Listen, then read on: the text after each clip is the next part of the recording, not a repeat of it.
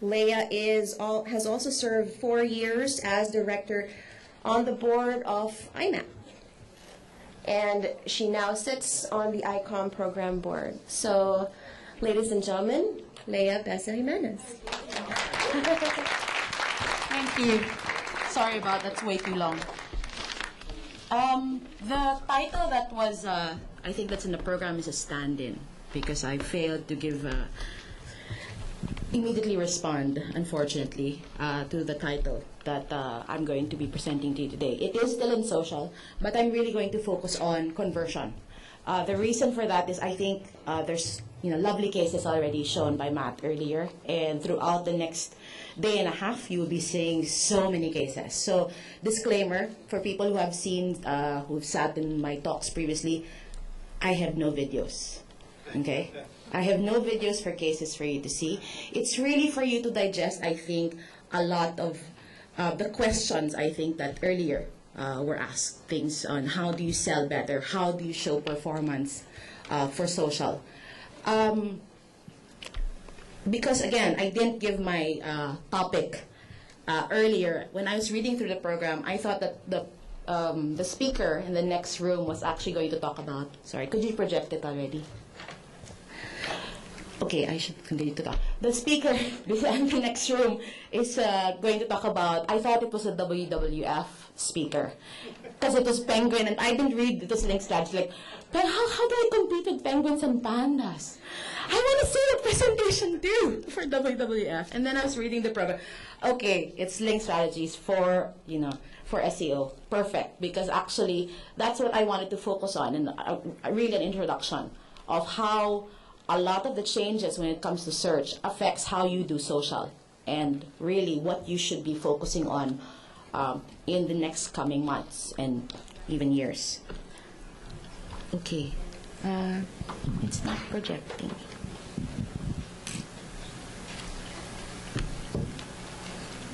There. Huh?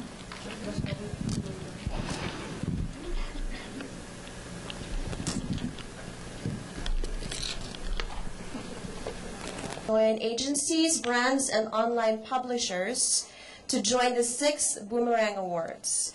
The deadline for entries is August 29th, and the awards night will be on September 12th at the Rockwell tent. For more info, please visit www.boomerangawards.com.ph. Take notes. And so these are not the ones we practiced before, these are new ones. Part of my job here and out of the stage, right? So wait, before me, are there any other questions for Matt from the audience? No? Okay. All right, so we know that China has its own Facebook and Twitter version, right? And there are enterprising ones who try to go through proxies, right, to get into the actual Facebook and actual Twitter. And from the 500 million strong Chinese, they don't reflect in any of our statistics. Like ANC alerts, but we have our Twitter, Facebook, YouTube account, ANC alerts.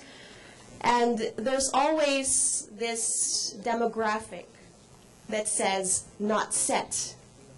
All right, there's a follower base that's not from the Philippines, not from the US, neither female or male, not from any kind of age demographic, right? And kind of like an alien.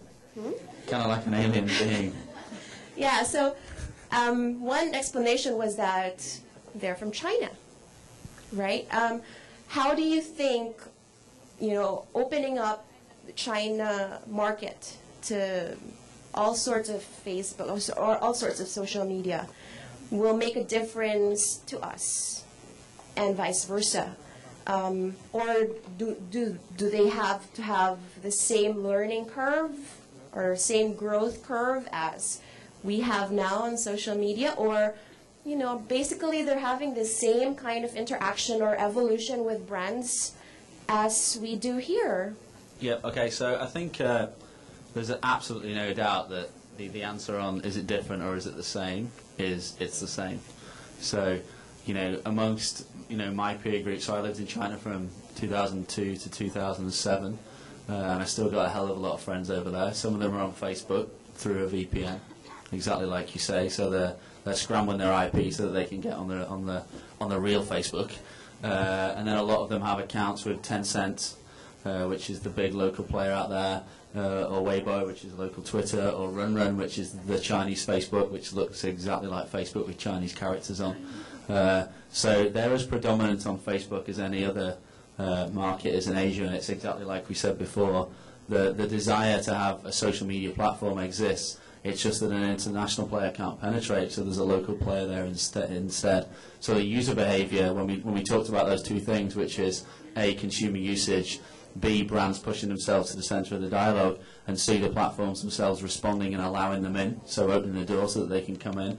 All of those things are happening in China exactly like they're happening in other markets. It's just that they're happening on local platforms. What would it be worth to Facebook to be legal, street legal, in China?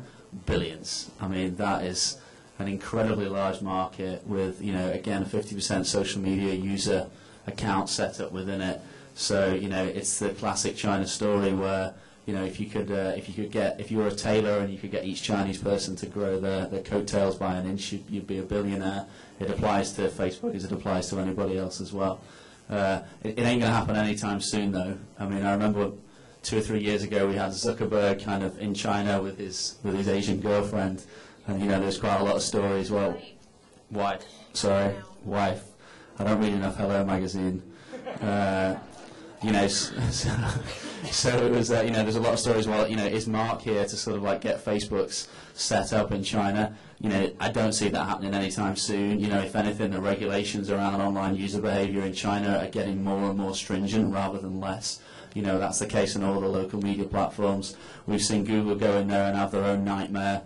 Trying to get Google set up, and they're currently blocked. If you go to Google in China, you end up on google.hk. So Google have been shut down. So, the answer is the behavior is the same, the brands are doing the same thing, the platforms are responding the same way. It's being done on local platforms that have, an established relationship with the government, and I don't see the international players sort of being able to penetrate that market anytime soon. Thank you for that. Any other questions? Really? Because I only have one question left. And it's not on his personal life.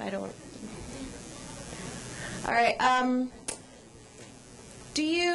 you encountered any trending update on what kinds of brands globally have been growing exponentially? For example, or historically, it's always led social media or branding. Like here in the Philippines, it's still celebrities and sports and news, right? So is it the same everywhere else? Right, so here we're talking about topic of consumers, right, that users are using. Yes, I mean, that's a great one. I mean, if you look at the penetration data of Twitter, and I think it was mentioned before, maybe we're chatting about it down there. You look at the by-market penetration of Twitter, Philippines is like either the number 2 or number 3 in terms of percentage of users which have a Twitter account globally. And that's pretty amazing. I've been in Asia for 10 years, spent a lot of time in the Philippines as well, that, hey, look at Philippines, we're actually like number 2 or number 3 globally in terms of Twitter users. And I think it's pretty, I know quite a few people in the Twitter organization, it's kind of pretty big news to them, but that's because they don't know the Philippines. And exactly what you said, the answer is that Philippines culturally is a very US-based entertainment culture, and that's why we've got Twitter accounts. It's not because we want to follow someone else, who lives sort of two streets down the road. It's because, we want to follow Kim Kardashian and what her latest bikini is. And that's why you guys have got so many Twitter accounts. So whereas if you look at, some of the more local markets, they don't look to the US for their entertainment pop culture in the same way that you guys do. And that's why Twitter is, so strong here, and, it's a cultural thing. All right, I think the next presenter is ready. So thank you, Matt, for that impromptu extension. It's a good thing my team is here, so I was able to phone a friend. Anyway, moving on to, again, linking it to the talk that's happening in the next room. More than ever, really, engagement matters more. I think you've seen that in Matt's presentation. You'll see that, again, a recurring theme. I mean, this is a theme as well that we were talking about for the, I think the last two IMAPs. And more than ever, it's going to be, also because of search, it's going to be more important. And consumers, again, are helping shaping brands, but they're also helping they're also helping convert in terms of search. Before, this is a sample done in 2008, really, but I like showing it because even then, car manufacturers really got it right when they would build their sites, people obsess over the websites, and they would look at this is the homepage. But really, and again, car manufacturers knew it then already. Search, this was their homepage already, and Twitter or any other social platform is their homepage. And second, again, an improvement in terms of search is that content quality will grow in importance. And this means that content creation of brands, not just linking content that's available, available on the web, but really creating your own content is going to be very, very important in the next couple of years or even months immediately. A sample of which is P&G.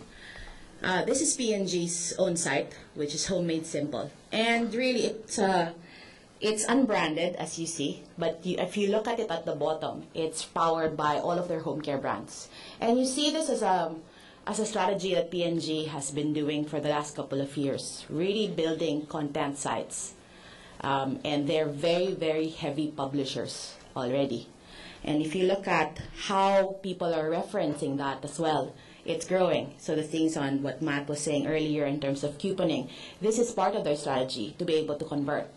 So heavy content that drives people to have conversations with them so that they're able to convert them towards their brands. So this is just a simple, I won't give you our very complex framework, but this is a very straightforward framework that we use for social media, just for presentation purposes. It's really about listening, engaging, converting, but all throughout we measure. You saw, like I said, you will see through the next day and a half a lot of examples for engagement, and I won't go through that. But what's important is along the way you need to make sure that you measure. And I think a lot of times we don't measure enough, actually, what we found through our dealings with brands. And we use this as a scorecard, as a reference. This is actually done by Forrester.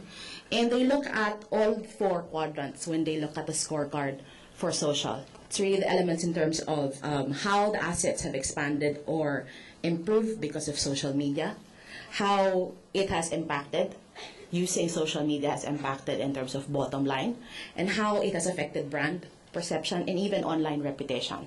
This is what forms our scorecard when we look at how we analyze our activities on social. And when we look at the hard numbers as well, we look at, this is a sample of our conversion framework. We look at all the paid traffic. Yes, you still need to do media because it definitely increases buzz around the activity. But definitely earned media, organic traffic is very, very important. And that's what I'll actually be focusing on today. And then next is really listening. A lot of brands actually do a dipstick in terms of what their performance is online in terms of conversations and what's their share of reach, share of conversations of their brands. And what we provide our clients is really understanding of how the consumers' attitudes are towards their brands, and at the same time potential risk for their brands in terms of conversations happening online. We have a service, it's actually a unit called Social Intelligence, and we use Region 6 as one of our tools. And we basically do a lot of monitoring and really understanding conversations happening about brands, and we use it for insighting as well, really understanding the product, the brand, the category, and even the themes that brand play around. As a sample, and this is hardcore, again, monitoring, a sample would be for, let's say, for example, banking. and this was done just for this presentation, just so you see how we do some tracking. So for example, this is for banks, a couple of banks. On the side, you see volume of conversation, and this is just volume. So you could see share of conversation. And then we look at sentiment. We actually evaluate in terms of positive, negative, or is it neutral. And potentially what the power really of monitoring is in that we are able to look at potential issues that are cropping up online that haven't surfaced yet offline, in offline media. I think for a lot of clients, especially in the service sector, or you have customer facing, this is very critical for your brands. And then for brands, of course, that for FMCG, we still do this on a per campaign basis, but we also look at basically we do a scorecard for the brand's expectation, and at the same time consumers' expectation. And really, what we do, and this is social intelligence for us, is really part of the planning process in our agency. And what we do is we marry what brands want to look at and what consumers are actually expecting, not just of the brand, but of the category itself. Not really naming the brand that we handle, and really drawing insight. Because for us, that's the most tangible, aside from spotting potential issues on doing social listening. It's really spotting potential insights that we can draw to drive our campaigns. And if you look at the altimeter, this is an altimeter slide done by Jeremiah. When Jeremiah was here 2 years ago when he presented, he said that social will really drive a lot of insights across the companies. And this is what we aim to do for a lot of our clients. We really drive insight when it comes to marketing, and even sales, service support, innovation, collaboration, and customer experience. You see, I think the speakers earlier showed a lot of samples in terms of how sentiment, public sentiment, would drive policy or would drive certain things, reactions coming from officials. It's the same thing when you talk about brands. So this is what we aim to do when we do social listening. It's really about driving insights. Aside from monitoring brand health in terms of share of sentiment, we also look at how we can better develop strategies by listening to what consumers are saying, not necessarily of the brands, but of the categories or the themes that the brands are interested in. And then, of course, lastly is converting. As this framework shows, measurement goes through all of the steps when it comes to social for us. And this is a sample again of our conversion funnel, right? So it goes from paid and organic, and really, going down up to what is the completed checkout or actual conversion, or whatever the conversion metric that your client is looking at or that you're looking at as a brand. As a sample, this is an FMCG client. Basically, this is a performance overview of the reach, conversion, engagement. So total spend for the year is around 5M, but total ad impressions around 700 million. Fans converted, it's around 300 plus. Total visits to the portal, because it also has its own asset outside of social, is around 250. And we grew within 2011, we grew to 500 plus fans. And this is just performance in terms of highlights, platform highlights of what we've used for this particular brand. I'm sorry, I can't show you the case because it's actually for entry, and hopefully, let's see if it will convert. But this is an actual live case, and this is the type of reports that we provide our client. And Facebook for us was a main driver when it comes to social, and again, we've grown to 500 fans. And what's more important for us really is our interactions to the post, and at the same time daily active users. And if we look at the content that we've exposed our fan base to, our community to, we've actually people have been exposed to the brand's content within 2011 60 million times, and they've interacted with that content 0.54%. And usually the average, if I'm not mistaken, is 0.10. So it's very high. This is actually a brand that the agency has handled for the last 3 years.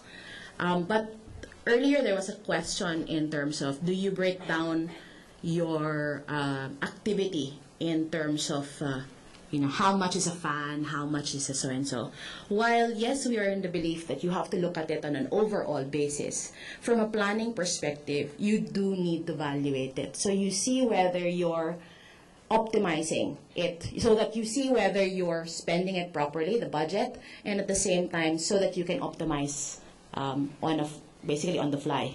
And what we provide our clients is really the ability to split paid, owned, and earned. Okay. I think there's some discussion if you were here during the last IMAP, there's some discussion on the valuation for earned media. What I will say about earned media, and without exposing, without exposing our methodology, is that there is a basis for it. It is not an arbitrary value that we pluck out of the air. Sorry. But there is a basis for that value to be placed, and it is, again, evaluated and validated by the brand. So our framework, when we look at any digital effort, particularly social, is really the ability to grow a community and convert for brands. And we talk about always on for content, always on when it comes to media, always on when it comes to mobile and reputation management, and at the same time, ECRM, and of course, e-commerce. And of course, we have campaigns along the way, because you have bursts of campaigns, interests that the brands want to focus on. And really, our goal is to be able to convert, right, by developing content that will drive conversations, and hopefully conversations that extend into collaborative experiences and transform those experiences into relationships. Like I said, I don't have any videos that really ends my presentation. What I'd like to do is, if you have any questions in terms of measurement. Hirap talaga pag walang videos. Sorry, guys. No, because, again, the reason I focus on it, and I know that the topic was very general, was because there's very little emphasis on analytics. Really. And I see nodding heads, and most likely your brands. Yeah, really, it's for us, one, a pet peeve, and at the same time, we're a bit obsessed about analytics. Right? So, while we look at, of course, the longer term, it's important to make sure we track, because the medium is such that everything is measurable. So, if we're unable to measure, then there's something wrong. I was asked also actually to look at brand health, but I won't preempt the talk of, I think, Gautam Mitra of Millward Brown is going to be talking about. For a lot of brands that are here in this room, please do look at that presentation, because he's going to talk about cross-media research, and it will basically help you in crafting your KPIs when it comes to your spend. Do you have any questions?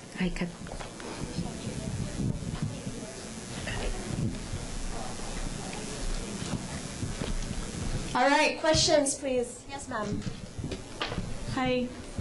How do you know that you're successful in your social media strategy? Is there a standard now, like you need at least 100,000 Facebook likes or 1 million YouTube views? A lot of, success for us is, of course, conversion for brands, right? So a lot of, actually, the case that I showed you in terms of measurement, that brand spends most of its money on social, on digital, really. And in terms of a lot of its campaigns, it has succeeded in actually focusing on digital and building the brand, and even introducing variants that have catapulted into certain ranks in that company, wherein, again, all through social and just some on ground. So, I mean, the metric that we use, and even for other brands that we handle, it's really about sales. Has it impacted? So bottom line, I just didn't show you that, but it has. That particular case, wherein it showed you the actual metrics converted for the brand. While, of course, there are other elements. No? In terms of communication, you have a lot of on-ground and everything, but the primary vehicle that that brand used, and for a lot of the brands that we handle, is digital.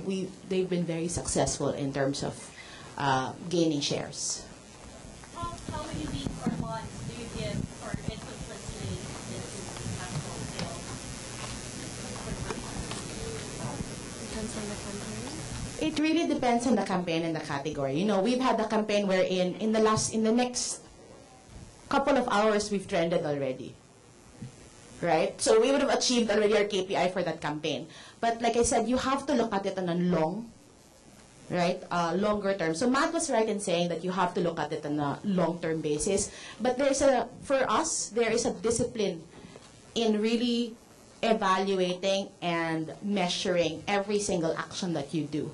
Because one, the goal is to make sure that we're very efficient in terms of how we use the monies and whether the content that we develop actually engages consumers, therefore increasing our earned media valuation more than, let's say, paid or creating or owned. But it's being more efficient. But it depends on the campaign, is the short answer. But you have to, Matt is right in saying that you have to look at it long term. A lot of the brands that we handle have been doing it for years, like at least 2 years. And the way we are able to convert, because a lot of, the question, I guess earlier, so when you talk to a client, to Matt, no? When you talk to a client, how do you convince them to go digital if you can't show the numbers? That's precisely what we do. We show them the potential and case studies of what we've done to be able to convert for brands. If I might interject at this point, what would you suggest would be the frequency at which you measure your digital campaign? In the results, ganyan, is it going to be monthly, quarterly? It's too long. We actually measure. There are some campaigns that we measure on a daily basis. There are some campaigns that we measure on a weekly, because the objective is to optimize. So the way you should look at social is the same way, I think. Again, this is our perspective as an agency. The way you should look at social is the same way you look at media, digital media, that you can optimize, because the data is available in terms of how many people are actually clicking through the ad, converting. Therefore, social can be the same, because if we're able to evaluate it already, then we can, if we look at it on a regular basis, then we know exactly where we're failing at, where we're succeeding at, and we can not automatically, but quickly adjust. More questions? Yes, ma'am. So is it safe to say that for the short time we use 6 months? Ang deep naman po nung tanong na yun. Hindi ko alam. Parang relationship, eh. Parang relationship. Yes. Yeah. When you invest money, you ask the client, when you say long term, what's that 6 months? Right.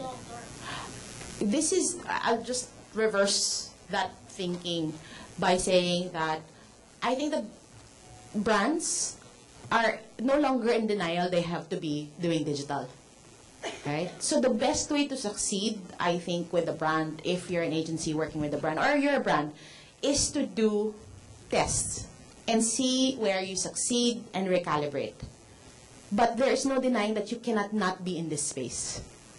So for me, the mere fact that that is already a given, then it is long term. You have to see how digital affects your business in terms of really the mix that you're using in terms of media.